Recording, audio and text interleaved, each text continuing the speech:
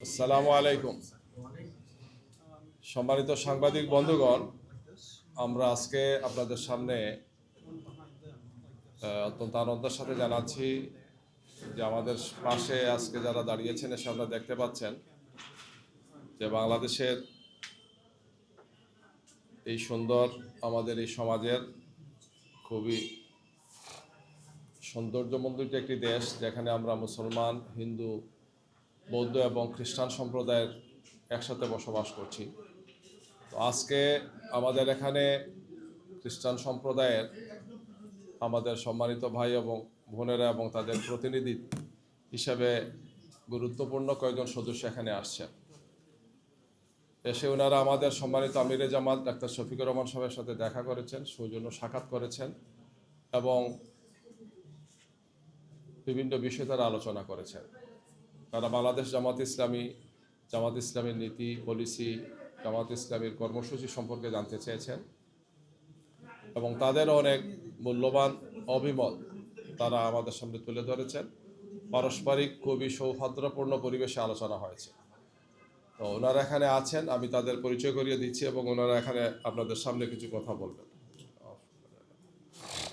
তো এখানে mister Gordon আছেন, তিনি আমেরিকান নাগরিক, বিশিষ্ট শিক্ষাবিদ। তিনি তার পরিচয় দেবেন এবং কথা বলবেন।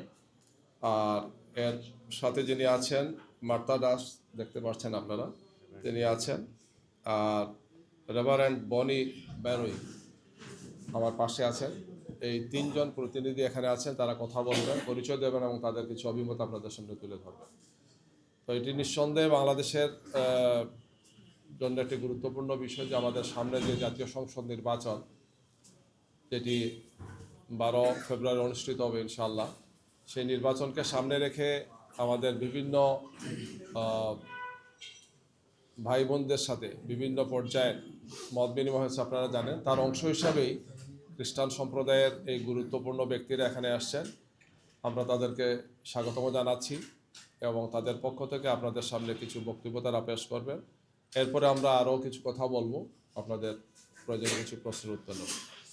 তো আমি প্রথমেই প্রতিনিধি হিসাবে মার্তা দাস, তাকে আমি অনুরোধ জানাচ্ছি আপনাদের সামনে তার বক্তব্য উপস্থাপনের জন্য। এখানে চলে আসুন। ধন্যবাদ এই সুযোগ দেওয়ার জন্য। আমি ন্যাশনাল খ্রিস্টিয়ান ফেলোশিপ অব বাংলাদেশের জেনারেল সেক্রেটারি মার্থা দাস। আজকে সুন্দর সুযোগের জন্য আমরা সর্বশক্তিমান ঈশ্বরকে ধন্যবাদ জানাই এবং জামাত ইসলামের আমির মহোদয়ের সাথে আমরা কথা বলেছি।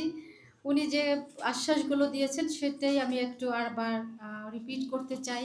যেটা উনি জাতির উদ্দেশ্যে বলেছেন সেটা হলো, যদি মহান সৃষ্টিকর্তা ওনাদেরকে এই দেশ পরিচালনা করার সুযোগ দেন, তাহলে এই বাংলাদেশের শারিয়া ল অর্থাৎ শারিয়া আইন উনি বাস্তবায়ন করবেন না। এটা আমাদের জন্য খুব ভালো বিষয় ছিল।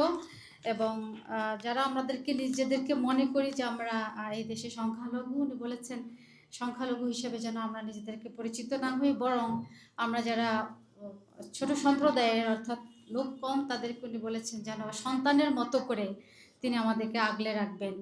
তো এইটাই যেন প্রচলিত থাকে, যদি মহান সৃষ্টিকর্তা ওনাদেরকে দেশে দেশ পরিচালনা করার সুযোগ দেন। আমি সকলের মঙ্গল কামনা করি। ধন্যবাদ। সরি,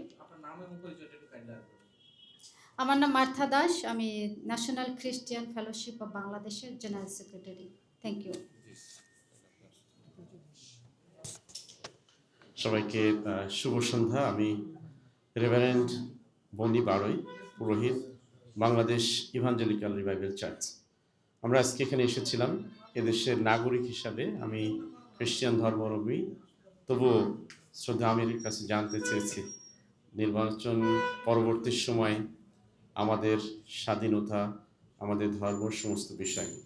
এবং তিনি সুন্দরভাবে আমাদেরকে সময় দিয়েছেন, আমাদের কথা শুনেছেন এবং যে কথা আমাদের শ্রদ্ধেয় রেভারেন্ড মার্থা দাস বলে গিয়েছেন সেই বিষয়ে তিনি আশ্বস্ত করেছেন। এবং তিনি বলেছেন যে একটি বাগানে যেমন সমস্ত ফুল না থাকলে সৌন্দর্য হয় না, ঠিক একইভাবে একই দেশে সব ধর্মের নাগরিক না থাকলেও ভালো হয় না। আমরা সত্যি কৃতজ্ঞ এবং এখানে আসার মেইন উদ্দেশ্য যে দেশের খ্রিস্টিয়ান নাগরিক হিসাবে আমরা আসলে শান্তিপূর্ণ দেশ চাই। শান্তিপূর্ণ দেশে আমরা বসবাস করতে চাই। আজকে যারা এখানে আপনারা আছেন আপনাদেরকেও ধন্যবাদ জানাই। আপনারা আমাদের এই কথাটিকেই সকলের কাছে তুলে ধরবেন যে আমরা শান্তিতে থাকতে চাই, শান্তিতে আছি, শান্তিতেই থাকব। ধন্যবাদ।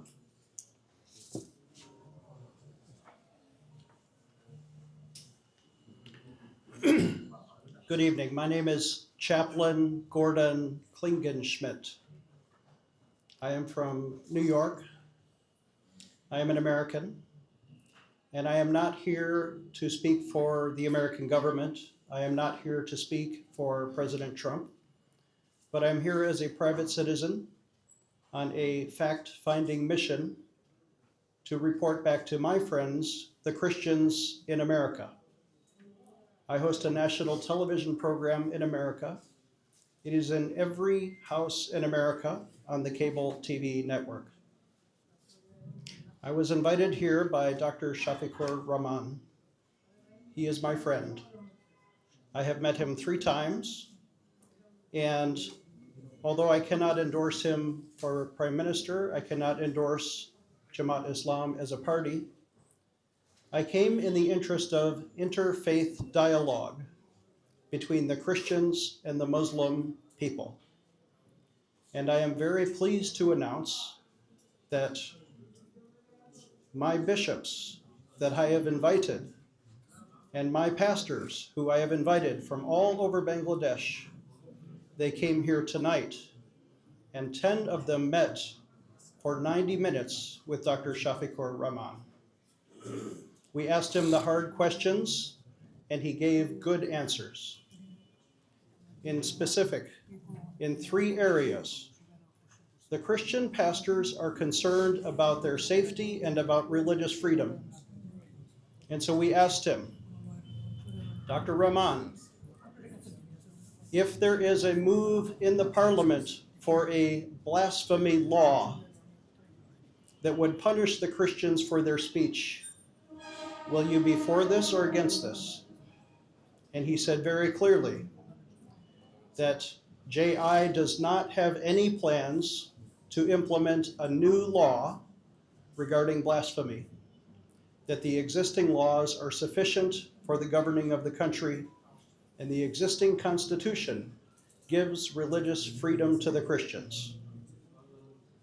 Number 2, if there are criminal elements in Bangladesh that want to do violence against the religious minorities, against the Hindus, against the Buddhists, against the Christians, will your government stand up and defend the religious minorities? And Dr. Rahman told me in front of all these witnesses, I will protect the religious minorities like they are my own children. This is a very powerful statement, and it shows that the government, if he is elected, will be in favor of protecting the safety and freedom of the Christian people in Bangladesh. The third question I asked him, and he answered yes. Will you allow religious minorities in positions in your government without discrimination?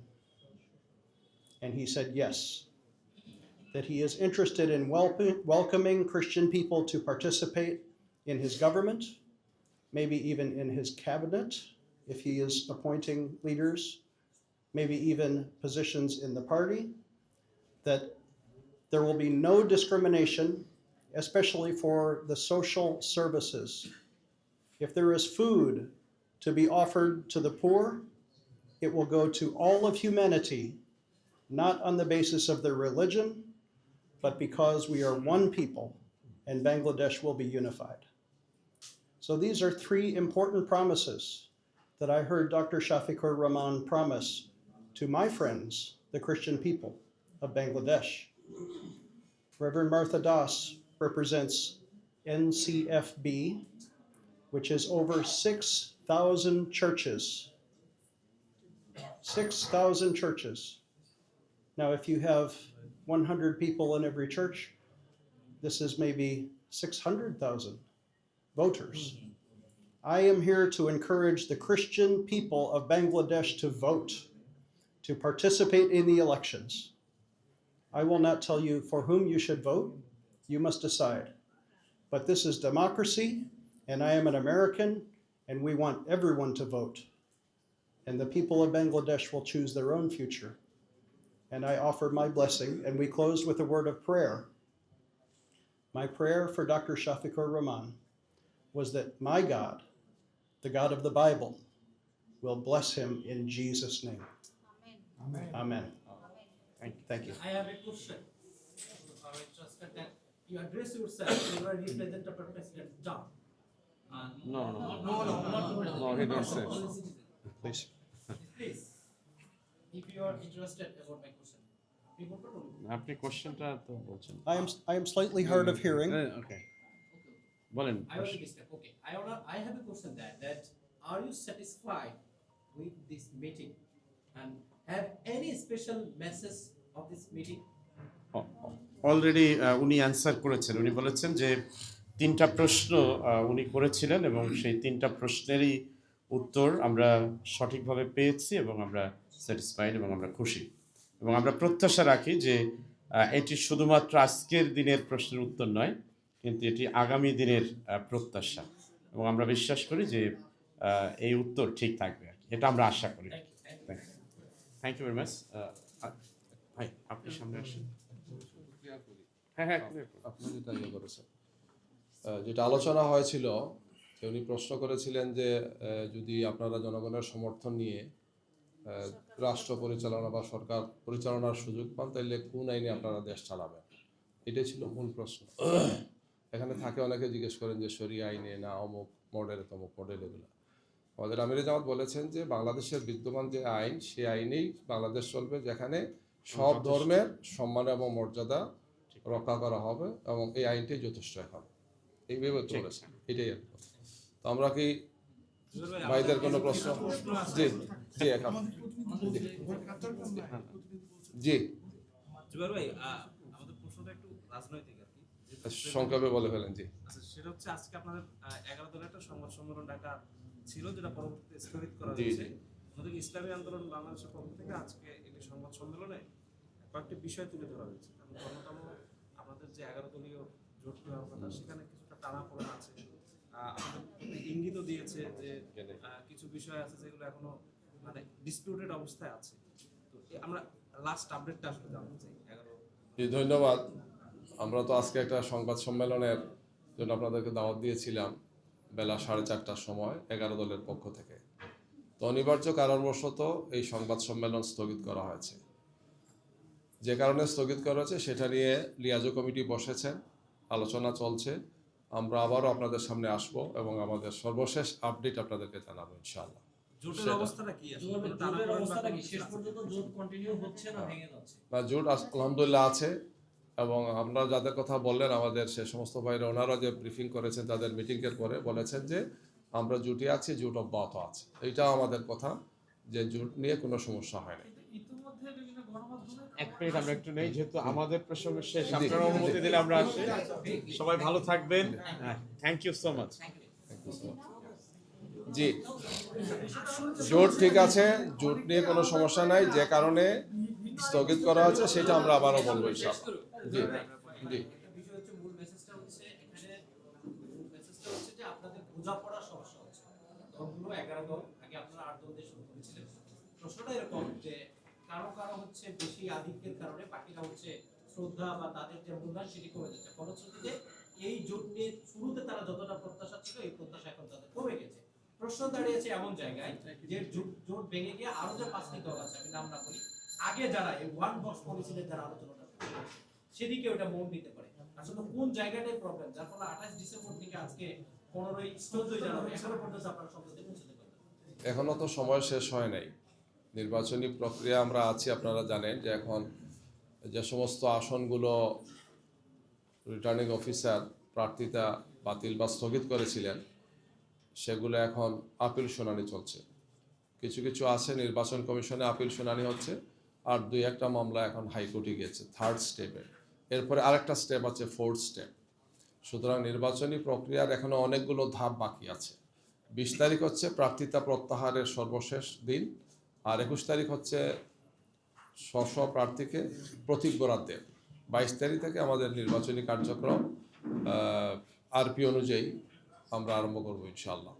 এই জন্য এর মধ্যে ইনশাল্লাহ আমাদের যে আলোচনাগুলো আছে, যে সমস্ত আসন নিয়ে আমাদের সমঝোতার বিষয়গুলো আমরা এখনো কনফার্ম করতে পারিনি। ইনশাল্লাহ সেটা আপনারা জেনে যাবেন 2-1 দিনের মধ্যে, সেটা ফাইনাল হয়ে যাবে এই ইনশাল্লাহ। যুক্তিকে রাখার জন্য জামাতের পক্ষ থেকে কতটুকু ছাড় দেওয়া হবে? কারণ আপনারা বলছেন ছাড় দিবেন, যে আপনাদের দিকে আঙ্গুল উঠছে যে আপনারা ছাড় দিচ্ছেন না, যতগুলো আসন দেওয়ার কথা ছিল ততটুকু দিচ্ছেন না, কমে যাচ্ছে। জামাত আসলে কতটুকু উদারতা প্রয়োজন? আমরা দীর্ঘ সময় থেকে এই আলোচনা, এই প্রক্রিয়া আমরা আছি, এবং সেটি এক সময় 5 দল ছিল, তারপর 8 দল হয়েছে, এখন 11 দল হয়েছে। আমরা এই দলগুলো মিলে দীর্ঘ প্রায় 3 মাসের মতো বিভিন্ন কর্মসূচি দিয়ে ময়দানে আমরা ছিলাম। আমাদের 5 দফা দাবি ছিল, সেই সমস্ত দাবি নিয়ে আমরা কাজ করেছি। পরবর্তীতে আমরা এখন নির্বাচনী প্রক্রিয়া আসছি, নির্বাচনী আসন সমঝোতার মধ্যে আছি। দীর্ঘ এই সময় আমাদের মধ্যে অত্যন্ত সৌহার্দ্যপূর্ণ সম্পর্ক ছিল, এবং এখনো যেটা অব্যাহত আছে। আসন সমঝোতা একটা বাস্তবিক একটা অনেক বড় বিষয়। তো এটা নিয়ে কিছু কিছু আলোচনা একটু বেশি সময় করতে হচ্ছে, যেহেতু আমরা 8 দলের যখন আসন সমঝোতাটা একটা পর্যায়ে আসছে, তখন সে আরও 3টি দল আমাদের সাথে সম্পৃক্ত হয়েছে। এই কারণে আসন সমঝোতাটা আর একটু সময় নিয়েছে। আর আমাদের পক্ষ থেকে আমরা অত্যন্ত দৃঢ়তার সাথে বলতে চাই যে আলহামদুলিল্লাহ আমাদের এই চলমান 11 দলের সুন্দর একটি পরিবেশ এখনো আছে, এবং সেটা আমরা অব্যাহত রাখবো, এবং আসন সমঝোতাটা আপনাদের সামনে আমরা যথাসময় ফাইনাল কথা বলতে পারবো ইনশাআল্লাহ। ভাই, একটু প্রশ্ন বোধহয় এড়িয়ে গেছেন। মাঝা যেটা বললো যে আপনারা উদারতা বা স্যাক্রিফাইস আসলে কতটুকু মাইন্ডে আছে? সব দল তার অবস্থান থেকে সর্বোচ্চ উদারতা, সহনশীলতা, সম্মান, মর্যাদা রেখেই ভূমিকা রাখছে। যদি এই জোট ভেঙে যায় জামাতের অবস্থান কি হবে? নির্বাচনের মাঠে আপনারা পিছিয়ে যাচ্ছেন কি? আমরা আশা করছি যে এই ধরনের কোনো সমস্যা হবে না ইনশাআল্লাহ। সবাইকে ধন্যবাদ।